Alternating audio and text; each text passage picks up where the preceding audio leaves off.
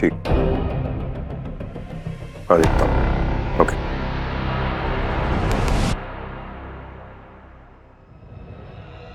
किससे बात कर रहा? हाँ? ये फोन पीछे क्यों छुपा लिया तुमने? क्या बात है? फोन दिखाओ। नहीं सर, पंकज फोन दिखाओ, मैंने कहा फोन दिखाओ।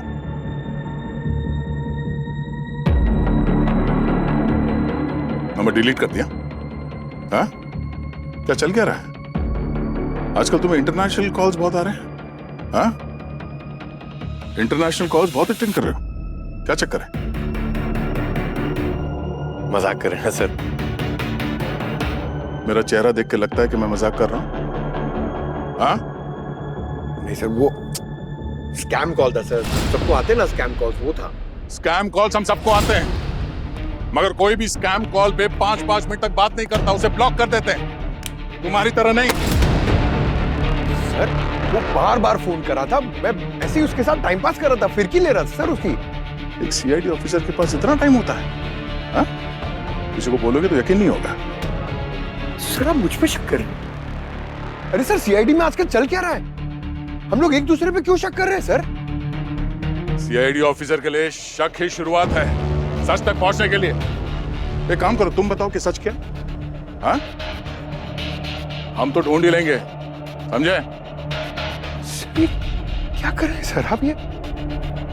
जब तक एसीपी सर का ये केस सॉल्व नहीं हो जाता, यहाँ पे जितने भी हैं सब के सब शक के घेरे में हैं। कोई तो है हम में जो गद्दार है।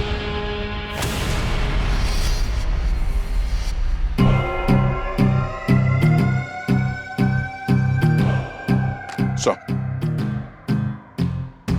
इस केस को साइड पे रखिए, नया केस है। Yes sir.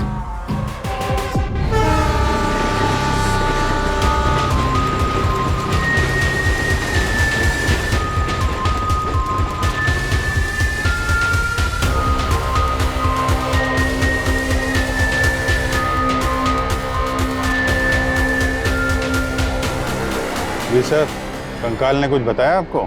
अभिजीत, इसकी पसलियां और इसका पेल्विक गर्डल, इन दोनों को देख करके पता लगता है कि ये कोई फीमेल है, क्योंकि पेल्विक गर्डल और पसलियां मेल और फीमेल में अलग अलग होती हैं। और हाँ, इसके सर पर एक चोट का निशान है, गहरी चोट का निशान।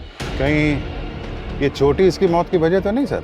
नहीं, ये अभी नहीं कह सकते कि ये चोट की वजह से ही ये मरा है, क्योंकि हो सकता है इसे मारने के बाद जब इसे अंदर डाला होगा तब कोई पत्थर इसके सर पे लग गया होगा और उससे चोट लग गई होगी। तो ये नहीं बता सकते कि ये चोट की निशानी जो है वो इसकी मौत की वजह हो सकती है। ये तो लैब में ही पता लगेगा।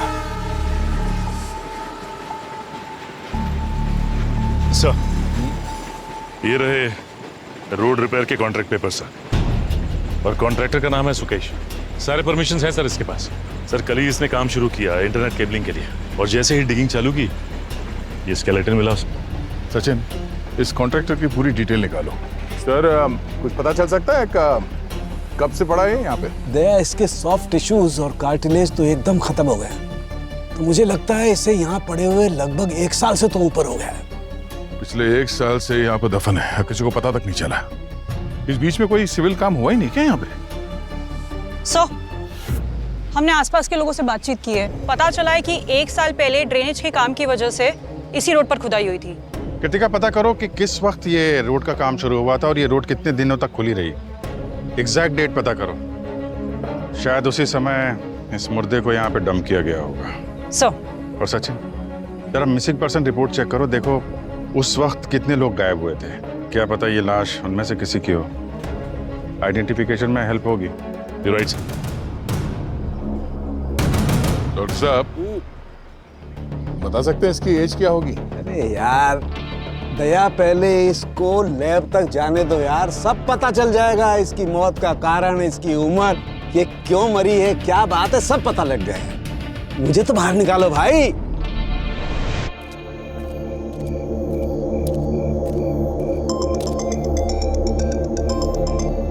हाँ दया, यार वो पूर्वी के बारे में बताना था। उसके खिलाफ इंटरनल इन्वेस्टिगेशन शुरू की थी, उसकी पूरी डिटेल मैं पता कर रहा हूँ। दरअसल बरबोजा ने मेल के जरिए सबसे पहले पूर्वी को कांटेक्ट किया था, पर पूर्वी ने हम में से किसी को नहीं बताया। खैर, हिस्ट्री तो सबकी निकालनी ही पड़ेगी। मैं करता हूँ तुम्हें फोन बाद में। ओके। सर हाँ।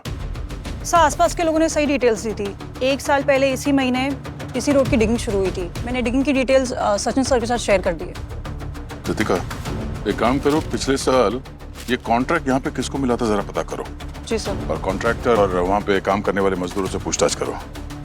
ऐसा कैसे हो सकता है कि तब किसी को यहाँ पे ये लाश होने का पता ही नहीं चला? Yes sir. सर, हाँ? सर ये कृतिका की बताई हुई डेट के हिसाब से उसके 1 हफ्ते पहले की सारी मिसिंग रिपोर्ट चेक की है मैंने। ये रही 12 औरतों की मिसिंग रिपोर्ट सर। इसमें से 8 औरतें वापस आ गई और 3 अभी भी मिसिंग हैं और एक केस क्लोज हो गया। हाँ डॉक्टर साहब। बोन डेंसिटी और कोलेजन से पता लगता है कि विक्टिम यंग थी। क्या एज होगी इसकी? बोन इंफ्रारेड से कंफर्म हो गया है कि विक्टिम की उम्र 27-28 साल। मिसिंग वुमन की लिस्ट में इस एज से कोई है? सर सारे मिसिंग्स में से एक की उम्र है 45 साल, एक की 15, लेकिन सुरुचि है उसकी उम्र 28 साल की है सर। और उसकी माँ ने मिसिंग कंप्लेन लिखाई थी और डोमेस्टिक वायलेंस की भी कंप्लेन लिखाई थी और उसके पति का नाम है परम। सर लेकिन परम को तो पहले ही सजा हो चुकी है। 6 महीने पहले ही वो जेल जा चुका है। लेकिन सर इंटरेस्टिंग बात ये है कि सुरुचि का अभी तक कुछ पता नहीं चला है। वो जिंदा या मर गई कुछ कह नहीं सकते। तो कहीं ये कंकाल सुरुचि का तो नहीं है? हो सकता है परम ने ही अपनी बीवी सुरुचि को मार कर बॉडी डंप की हो और फिर पुलिस को कभी डिस्क्लोज ही नहीं किया कि बॉडी कहाँ है। परम, मिलना पड़ेगा इस परम से। लाशें बोलती है परम, पर तुम्हारी बीवी की बॉडी तो कभी मिली ही नहीं, तो बोलती कैसे? केस रिपोर्ट्स और एफआईआर देखी हमने। अपनी बीवी को बहुत मारा। हाँ सर, मैं ही वो पापी।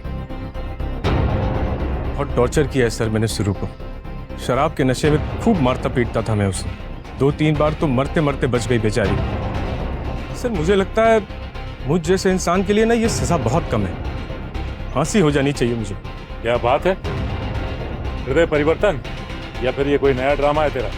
बेरहमी से खून करने के बाद नाटक कर रहा भी? मैंने मारा उसे? सर आपको कोई गलतफहमी हुई है। मैंने उसे नहीं मारा है सर। मैं मानता हूं कि मैंने कई बार टॉर्चर किया है, कई बार उसके ऊपर हाथ भी उठाया है, जिसकी वजह से वो घर छोड़ के चली गई और उसकी मां ने मेरे खिलाफ पुलिस स्टेशन में कंप्लेन भी करवाई। अच्छा, रात के अंधेरे में लाश गायब नहीं की तुमने? मैंने उसकी लाश गायब नहीं की है। मैं क्यों गायब करूंगा? वो तो मुझे लगता है हमारे झगड़े की वजह से वो घर छोड़कर भाग गई और इल्जाम मुझ पर डाल दिया। लेकिन मुझे उस चीज का भी कोई गम नहीं है। मैंने इतना बड़ा पाप किया है, सजा तो भुगतनी पड़ेगी ना। तूने क्या कसम खाई है कि झूठ बोलेगा और झूठ के सिवा कुछ नहीं बोलेगा? सर मैं झूठ नहीं बोल रहा हूँ, मैं सच कह रहा हूँ। और मैं झूठ क्यों बोलूंगा आप बताइए? मेरी बीवी पैसे और गहने लेकर भाग गई। उसकी माँ ने पुलिस स्टेशन में कंप्लेन करवाई और आप लोग मुझे पकड़ के यहाँ ले आए। न मेरी बीवी मिल रही है, न पैसे और न गहने। और डोमेस्टिक वायलेंस के केस में तो मुझे अंदर आना ही था। तो मैं क्यों किसी की जान लूंगा सर? आप बताइए।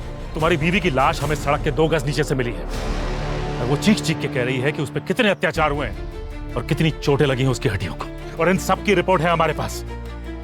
उसकी माँ ने जो मिसिंग कंप्लेन की थी ना, वो डेट और जिस दिन मर्डर हुआ वो डेट आपस में बहुत हद तक मैच करती है, समझे?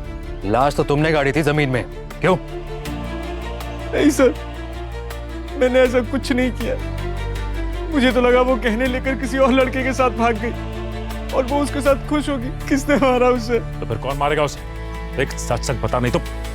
सर भगवान की कसम खा के कहता हूँ, अपने माँ बाप की कसम खाकर कहता हूँ सर, मैंने नहीं मारा उसे। मैंने नहीं मारा। कोर्ट अगर मुझे फांसी पर भी चढ़ा देगा तब भी मैं यही कहूंगा सर कि मैंने उसे नहीं मारा है। आपसे एक विनती करता हूँ सर, मेरे सीने से तो ये बोझ उतर गया, लेकिन जिस कमीने ने उसे मारा है उसे प्लीज पकड़ लीजिए सर, प्लीज। देखिए आप देखिए, रोइए मत आप। Kritika, control yourself, it's okay. आप प्लीज रोइए मत, please. Kritika, it's okay. So जल्दी जल्दी काम दसो। एक लाश नहीं देखा साइड पे कि तुम लोग हाथ खड़ा कर दिया है। पता है कितना टाइम बर्बाद हुआ है? शांति पूजा करा है तब काम जाके शुरू हुआ है। अब जल्दी जल्दी करो, 2 दिन में काम खत्म करना है।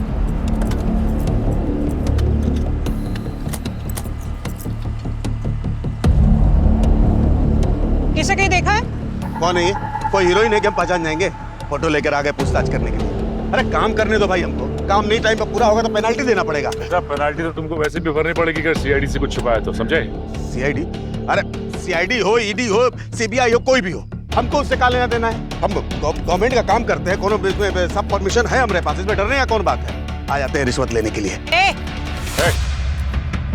लेके चलता हूँ तेरे। सीआईडी रिश्वत नहीं लेती, समझा? चल बताता हूँ तेरे को। ए बुरा, ए बिल्लू, बिट्टू, अरे देखो हमको परेशान कर रहा है। देखो सीआईडी से पंगा लिया ना तो बहुत पछताओगे, समझे? तुम लोग रुके काहे हो? अरे पगार हम देते हैं कि ये लोग देता है? पकड़ो इन लोगों को, पकड़ो इसको। सीआईडी को कोई हाथ नहीं लगाया।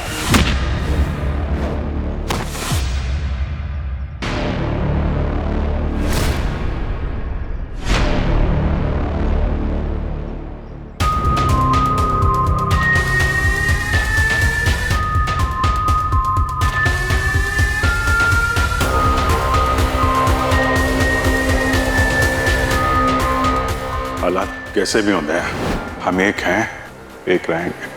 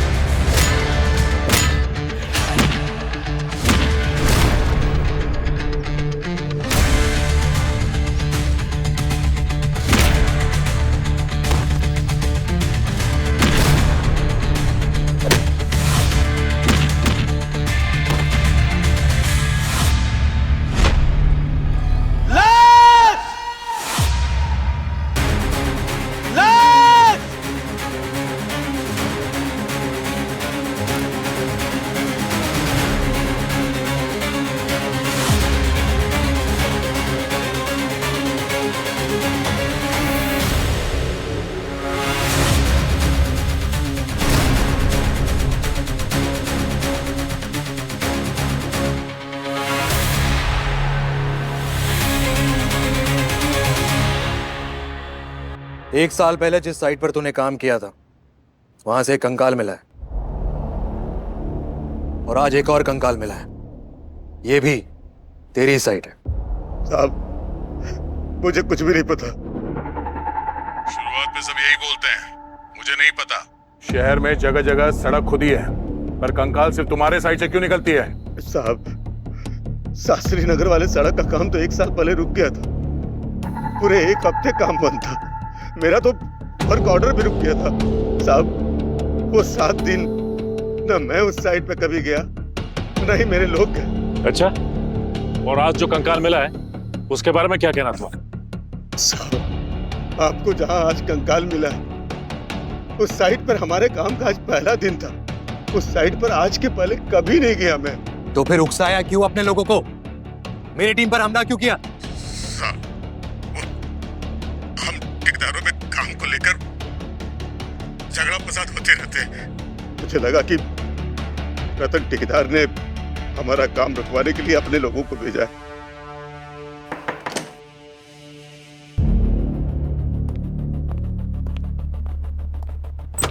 सब पता चला है कि रतन के लोग सागर का कॉन्ट्रैक्ट बंद करवा के खुद काम ले लेते थे और ये रतन के लोगों ने ही 4 महीने पहले गांधीनगर की रोड पे काम किया है। तो अगर एक बार को इसकी बात सच मान ले तो हो सकता है इन लोगों ने वो लाश को वहां पे गाड़ दिया हो सकता है। इस रतन की मुझे सारी इंफॉर्मेशन चाहिए। Yes sir. और पता करो उस दौरान रतन या रतन के लोग वहां काम कर रहे थे या नहीं। Sure sir. और हाँ, वो फोरेंसिक्स में दूसरे स्केलेटन का क्या हुआ? कोई इंफॉर्मेशन?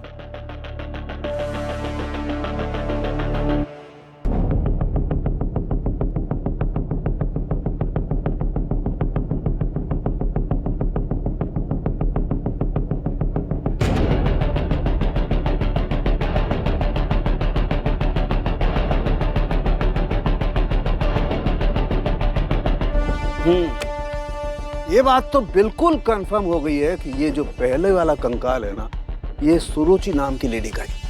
हमने इसका डीएनए इसकी मदर के डीएनए के साथ मैच करके कंफर्म किया है।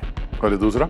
हाँ, ये दूसरा कंकाल एक आदमी का है जिसकी उम्र 30-31 साल की है और इसकी मौत को 4 महीने से ज्यादा नहीं हुआ है। मैं बताता हूं क्यों मैं ऐसा कह रहा हूं। ये देखो, ये कुछ टिश्यूज दिखाई दे रहे हैं और ये देखिए ये कुछ कार्टिलेज भी हैं। ये टिश्यूज और कार्टिलेज की मौजूदगी इस बात को साबित करती है कि इस आदमी की मौत को 4 महीने से ज्यादा नहीं हुए।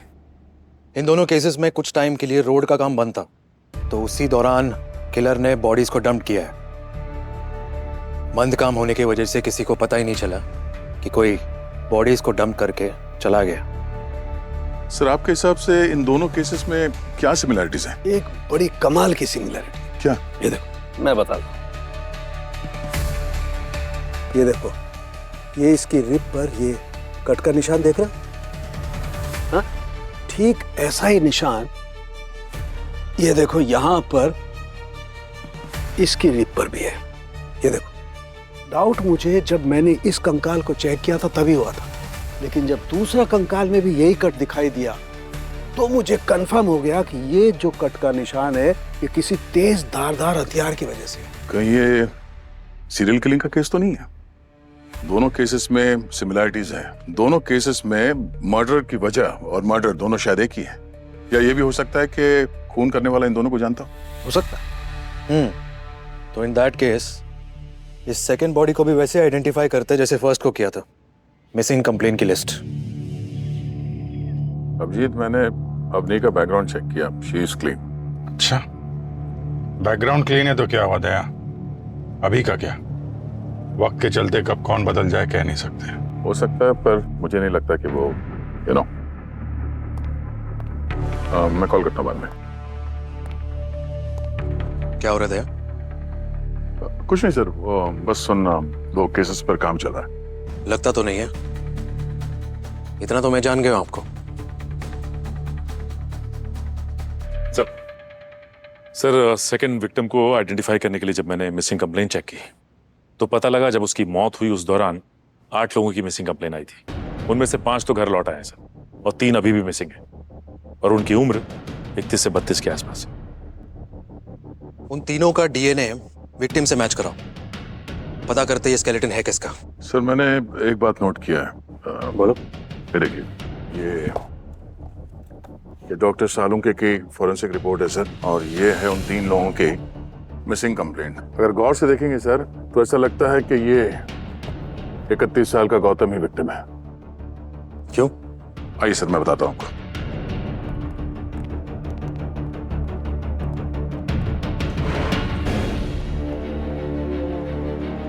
ये देखिए सर, ये है डॉक्टर सालुंके की रिपोर्ट जिसमें स्कल की साइज लिखी हुई है, और ये है गौतम की फोटो। कंपेयर करिए सर, ये स्कल देखिए और ये विक्टिम की फोटो देखिए। ये 2 आंखों के बीच में जो दूरी है, ये जो टूटा हुआ जबड़ा, एकदम परफेक्ट मैच होता है गौतम की फोटो के साथ। और सिर्फ गौतम की शादी तय हुई थी, शादी से पहले ये एटीएम से कैश लेके गायब हो गया और किसी को तब से दिखा नहीं। लेकिन सीसीटीवी फुटेज में साफ दिख रहा था कि ये आखिरी बार वहीं दिखा है, और पुलिस का कहना है कि ये पैसा सिर्फ इसलिए लेके भागा है क्योंकि इसकी शादी इसकी मर्जी से नहीं हो रही थी, और फैमिली वाले कहते हैं कि इसकी मर्जी से ही शादी तय हुई। इन दोनों विक्टिम्स का आपस में कोई कनेक्शन? नहीं सर, ऐसा कोई भी क्लू नहीं मिला जिससे ये लगे कि ये एक दूसरे को जानते थे। तो ये गौतम जिस एटीएम में गया था वहां का ये सीसीटीवी फुटेज देखते हैं। हो सकता है इस गौतम को लूट लिया हो और उसके बाद उसे मार दिया हो सकता है सुरुचि के साथ भी ऐसा कुछ हुआ हो। ये गौतम के उंगली पे जो रिंग है, ऐसा लगता है एंगेजमेंट रिंग है। उस स्केलेटन के ऊपर हमें कोई रिंग नहीं मिली सर, ये चोरी का ही केस लगता है। Maybe you're right. Quite a possibility. Sir, मैंने दोनों कॉन्ट्रैक्टर्स के रिकॉर्ड्स चेक किए और मजदूरों के भी। कोई क्रिमिनल रिकॉर्ड नहीं मिला, और उनके एलिबाइज, उनके फ्रेंड्स और फैमिली, उन पर हम विश्वास नहीं कर सकते। सर, मर्डर के जो पैटर्न्स है उससे लगता है कि ये कॉन्ट्रैक्टर और मजदूर इन्वॉल्व नहीं होंगे। और एक बात और सर, जो 2 स्केलेटन्स मिली हैं हमें, एक यहाँ शास्त्री नगर में और एक ये गांधीनगर में, तो इन 2 लोकेशंस के आसपास जो सेलफोन टावर्स है वहां से कॉल डिटेल्स चेक करें तो। राइट। इन दोनों लोकेशंस के आसपास सेलफोन टावर्स तो होंगे ही, और बॉडीज किस दिन गाड़े गए थे उनके टेंटेटिव डेट्स तो है हमारे पास। तो उस दौरान किए गए सारे फोन कॉल्स का डेटा कलेक्ट करते हैं, और सारे सस्पेक्ट्स सागर, परम, लेबर्स और विक्टिम्स का भी फोन नंबर है हमारे पास। तो देखते हैं इनमें से किसी का नंबर उस बॉडी की लोकेशन पे मिलता है या नहीं।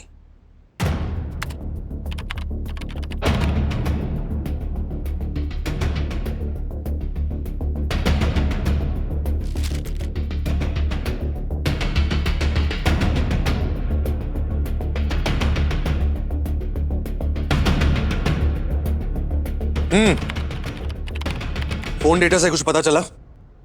सर किसी भी मजदूर और किसी भी कॉन्ट्रैक्टर का सेलफोन तो डेटा से मैच नहीं कर रहा है।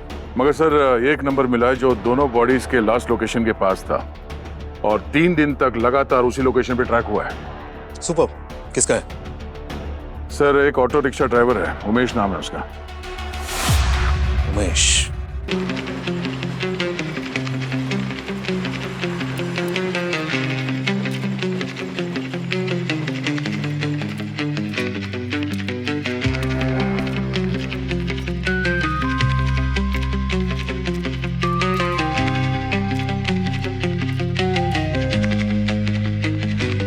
बाहर आइए आप।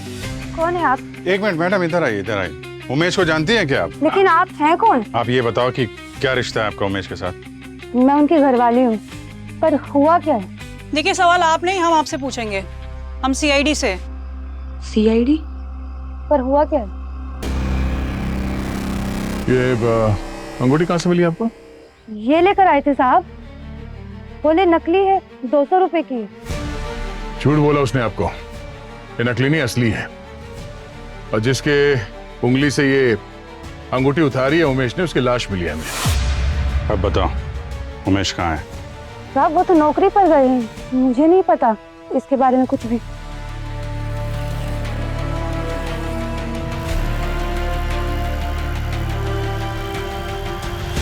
हाँ, पैसों का इंतजाम हो गया है, मेरे पास में ये बैग में। अरे बिल्कुल चिंता मत करो, 20-25 मिनट में पहुंच जाऊंगा।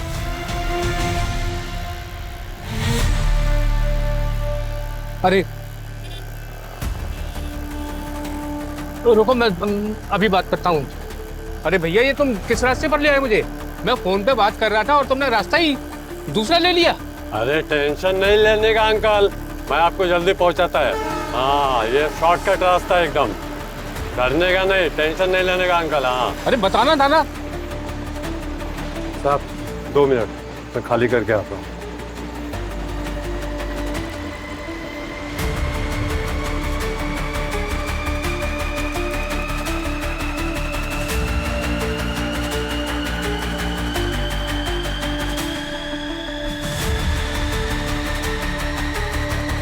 अरे ऑटो वाले भाई,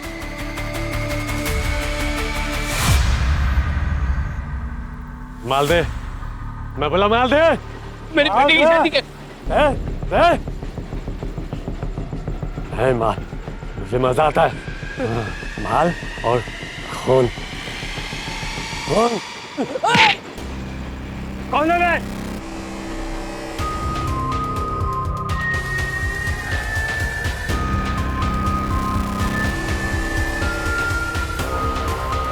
तेरा बाप। तुम सीआईडी वालों को कितनी लाशें मिली? 2?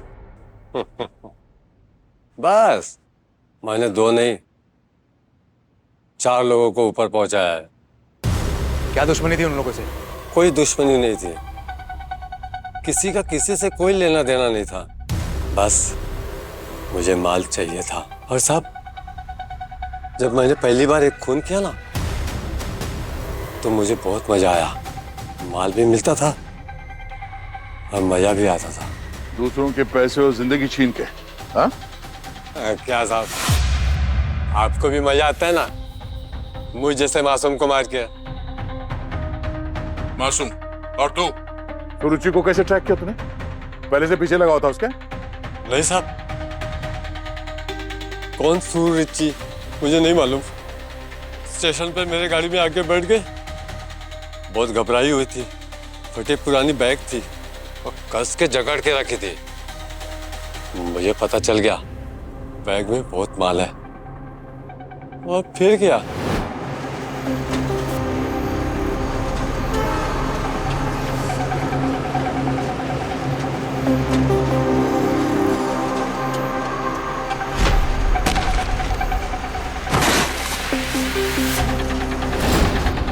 और गौतम? वो मेरे ऑटो में बैठ के पैसा गिन रहा था। तो फिर क्या साहब, मैंने। और बाकी के 2 लोगों को कहाँ गाड़ा? अरे क्या साहब, शहर में जगह की कमी है क्या? जगह जगह खड्डा खोदा हुआ है, बस वहीं पे जाके गाड़ दिया। मेरे को मालूम नहीं साहब, मैं भूल गया कहाँ पे गाड़ा है, लेकिन मजा बहुत आता था साहब। मजा बहुत आता है ना तुझे? तुझे और मजा आएगा जब तू फांसी के फंदे पर झूलेगा। हाँ। चल आजा, आजा आजा।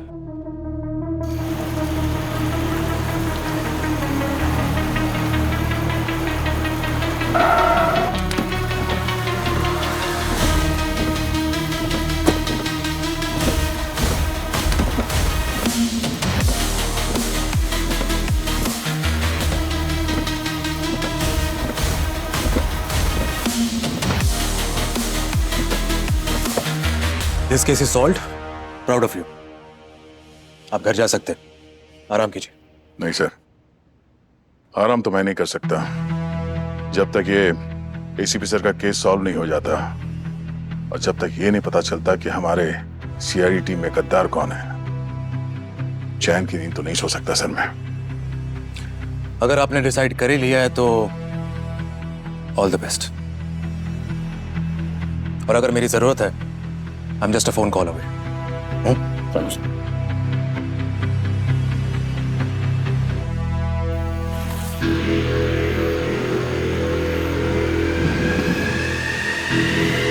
Johnny! Johnny! Johnny, come! Johnny! Johnny!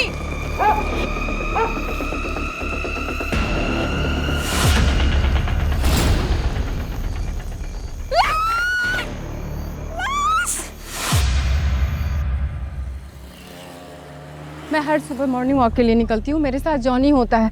Johnny कभी कभी इधर उधर भागता है, वो भागकर सीधा यहाँ आया, मैं उसके पीछे यहाँ आई और फिर मैंने ये देखा। उस आदमी को देख पाई आप? नहीं, अंधेरा था और वो तुरंत भाग गया। ऐसे भी कोई खास वजह नहीं थी कि मैं उसे नोटिस कर पाती। कृतिका मैम का स्टेटमेंट लेना। सर, आपने कितने बजे देखा था इसे? Doctor Salunke same modus operandi लगती है, लेकिन इस बार बॉडी से सार गायब है। नहीं, मॉडस ऑपरेंडी दिखती सेम है लेकिन है नहीं, ये धोखा है। उमेश के पिछले 4 केस में ऐसा नहीं हुआ। यहाँ पर सर धड़ से अलग है। उमेश का मकसद सिर्फ पैसा कमाना था, ये कुछ और चक्कर है। बॉडी का टेम्परेचर और रिगर मोर्टिस बताता है कि इसका खून हुए 5-6 घंटे से ज्यादा नहीं हुए। सो मैंने उस लेडी से पूछताछ की जिसने हमें इन्फॉर्म किया था, और आसपास के लोगों से भी पूछा, किसी को कुछ पता नहीं। और आसपास कहीं कोई सीसीटीवी कैमरा भी नहीं लगा हुआ है। सचिन, ये उमेश तो हमारी कस्टडी में, उसने तो नहीं बताया कि उसके क्राइम में उसका साथ देने वाला कोई है या उसका कोई पार्टनर भी है। अच्छा, लेकिन हो सकता है कि उमेश ने हमसे कोई बात छुपाई हो। और वैसे भी ये केस काफी सुर्खियों में था।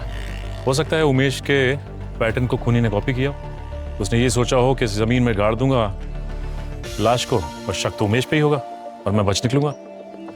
हो सकता है। सालुंके साहब, कटी गर्दन के साथ विक्टिम को पहचानना थोड़ा मुश्किल होगा नहीं? कोई मुश्किल नहीं होगा सचिन, तुम जानते नहीं मुझे। डेड बॉडीज बात करती है मुझसे। इसकी कॉलर बोन देखो, अभी इसकी कॉलर बोन फ्यूजन सेट नहीं हुआ है। मैं दावे के साथ कह सकता हूँ इस लड़की की उम्र 25 से 30 साल के बीच में है बस। और मैं इसे फॉरेंसिक लैब ले जा रहा हूँ, चेक करूंगा, वहां आकर के मिलना, वहां बताऊंगा। ओके। बस विक्टिम की मौत दम घुटने की वजह से हुई है, एस्फिक्सिएशन से। मुझे लगता है पहले किसी ने इसका गला घोट करके इसकी जान ली और फिर सर धड़ से अलग कर दिया। इस विक्टिम के बारे में कुछ और पता चला जिससे हम इसकी पहचान कर सकें? यस सर, बॉडी स्कैन से पता चला है कि विक्टिम एक कैंसर पेशेंट थी और वो भी बहुत रेयर किस्म का स्पाइन कैंसर। इसकी कीमोथेरेपी भी चल रही थी। ये देखिए सर, इसके चेस्ट एक्सरे से पता चला है कि इसमें पोर्ट लगा हुआ था जिससे कीमो की ड्रग्स दी जाती थी और इसके ब्लड और टिश्यूज में कीमो ड्रग्स के ट्रेसेस भी मिले हैं। पोर्ट लगा है मतलब सर्जरी तो हुई होगी, और ये रेयर किस्म का कैंसर है, इसका मतलब ऐसे हॉस्पिटल में ट्रीटमेंट की जा रही होगी जहाँ पर सब स्पेशलिस्ट हो। राइट। वहां से हम इसकी आइडेंटिटी कंफर्म कर सकते हैं, पता चल सकता है कि ये कौन है। कृतिका, तुम स्पाइन कैंसर स्पेशलिस्ट से कांटेक्ट करो। Sure sir. एक और बात, गार्गी,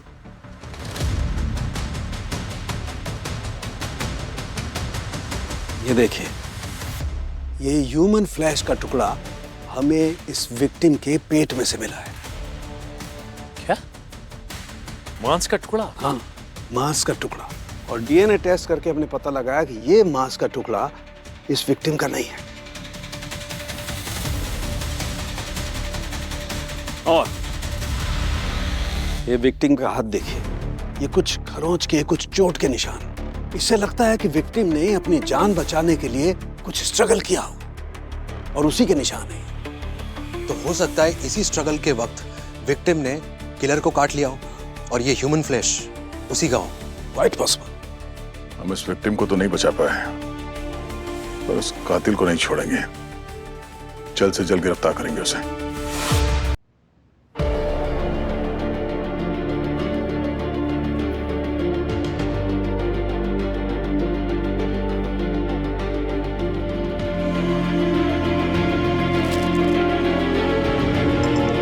हेलो सर, विक्टिम को आइडेंटिफाई कर लिया गया है। जी हाँ sir, I met the surgeon and oncologist. Sir, victim का नाम है गीत, एज 29 ईयर्स। मैं आपको सारी डिटेल्स फॉरवर्ड करती हूँ। सर, विक्टिम सीए है, बड़ी फर्म में काम करती है। उसके पेरेंट्स दिल्ली में रहते। मैंने उसके फ्रेंड्स, फैमिली, कलीग सबसे बात की। सर, स्ट्रेंज बात यह है कि उसकी इस बीमारी के बारे में कभी किसी को कुछ पता ही नहीं। हॉस्पिटल वालों ने भी कहा कि कभी उससे कोई मिलने नहीं आया। ये उसका फ्लैट सब। देखिए, अजीब बात तो है, इतनी बड़ी बीमारी होते हुए भी उसने किसी से कुछ बताया क्यों नहीं?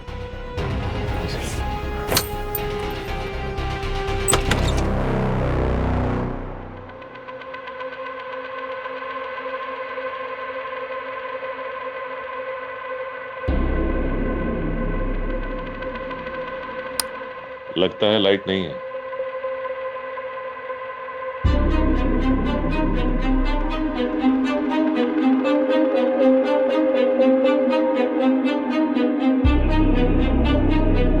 इस जगह को देख के तो ऐसा नहीं लग रहा कि यहाँ पे कोई हाथापाई हुई या कोई स्ट्रगल हुआ है। सब कुछ नॉर्मल लग रहा है। Yes sir. लेकिन फिर भी इस जगह को अच्छी तरह से छान मारते हैं, देखते हैं शायद कोई ऐसा क्लू मिल जाए, कोई हथियार, कोई डॉक्यूमेंट्स, कुछ भी जो हमें खूनी तक पहुंचा दे। Yes sir.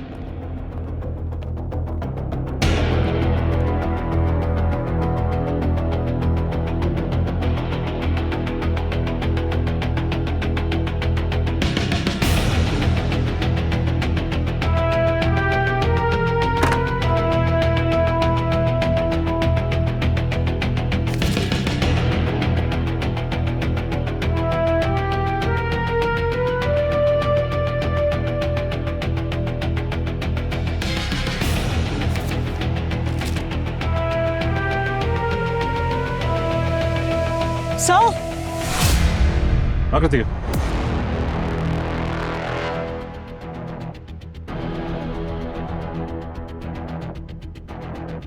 सर ये देखिए गीत की डायरी। इसमें उसके सारी कीमो की डिटेल्स है। और सर, उसने हर बार लिखा है कि वो किसी से सिंपैथी गेन नहीं करना चाहती, किसी को दुख नहीं पहुंचाना चाहती। और ये देखो गीत के मेडिकल बिल्स, वो सर्जरी 7 लाख का बिल, कीमो का 1.8 और ये रेडिएशन का एस्टिमेट लगाया है 5 लाख। सैलरी से ये सब कैसे मैनेज करती होगी वो? सर, सीए है, इंश्योरेंस तो होगा ही। नहीं, ये देखो कंपनी ने उसका इंश्योरेंस रिजेक्ट कर दिया था, इंश्योरेंस नहीं यूज कर पाई वो। सर, क्या ऐसा हो सकता है कि गीत ने किसी गलत आदमी से पैसे ले गए होंगे और उसी ने उसका खून किया है? बिल्कुल हो सकता है। एक काम करो कृतिका, यस सर। इसके अकाउंट डिटेल्स निकालो और साथ ही साथ कॉल डिटेल्स भी चेक करो, देखो कोई नंबर सस्पिशियस है क्या। अभिजीत, अवनी के बारे में ये पता ही नहीं था कि उसने बहुत बार अपना मोबाइल नंबर चेंज किया है। अच्छा, और कितने लोग शक के दायरे में रहेंगे दया? मैं कॉल करता हूं तुमको। क्या हो सर, सब कुछ ठीक तो है? हाँ ठीक है। क्या पता चला गीत के घर से? सर गीत की फाइनेंशियल रिपोर्ट चेक की हमने, उसके ऊपर काफी कर्ज था, लेकिन कोई भी शक के दायरे में नहीं है। दोस्त से, कलीग से, सबसे पैसे लिए थे उसने। और सर उसकी कॉल डिटेल्स चेक की, जिस रात उसकी मौत हुई उसने 8 बार एक नंबर पे कॉल किया था, लेकिन उसने फोन नहीं उठाया। नंबर किसका है? उसके बॉस हरीश का। हरीश? मिस्टर हरीश, कल रात आप कहाँ थे? मैं घर पे था, अकेला, एक वीडियो कॉन्फ्रेंस अटेंड कर रहा था।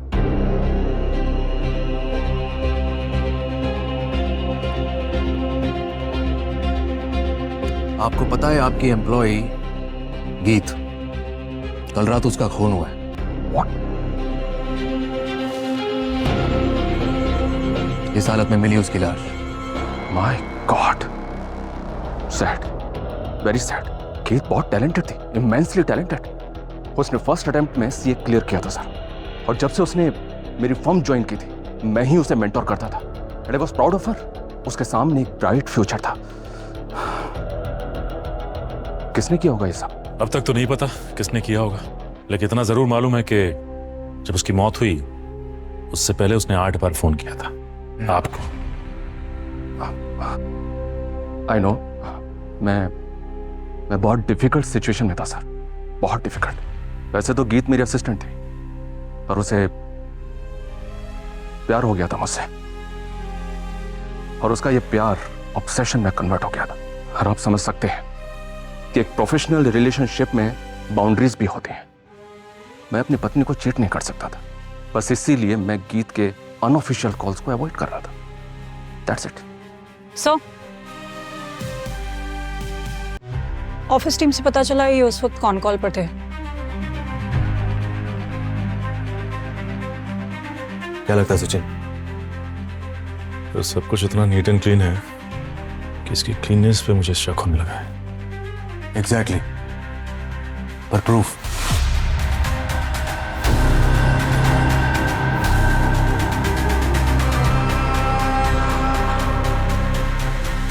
एक मिनट, क्या है?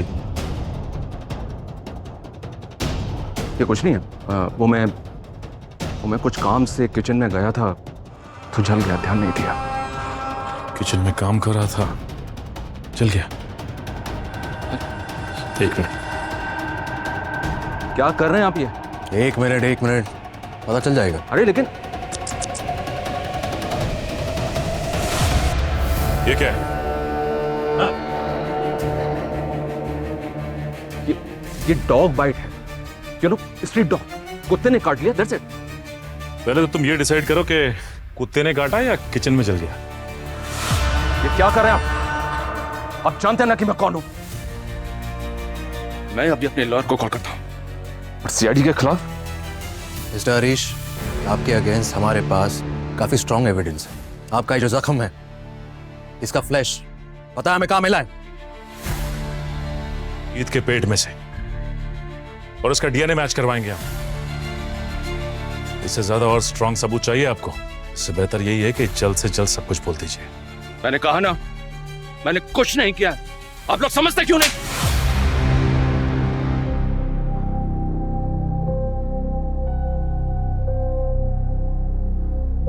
मैंने एक प्लान बनाया था, एकदम फुल प्रूफ। मैं फर्म के अकाउंट का पैसा एक दूसरे फेक अकाउंट में ट्रांसफर कर रहा था। प्लान ऐसा था कि मैं उस दूसरे फेक अकाउंट में 100 करोड़ ट्रांसफर करने के बाद अब्रॉड चला जाऊंगा। बट दैट सुपर टैलेंटेड गीत, उसे पता नहीं कैसे और कहां से तेरे इस प्लान के बारे में पता चल गया। वो मुझे ब्लैकमेल करने लगे, 50 करोड़ डिमांड करने लगे।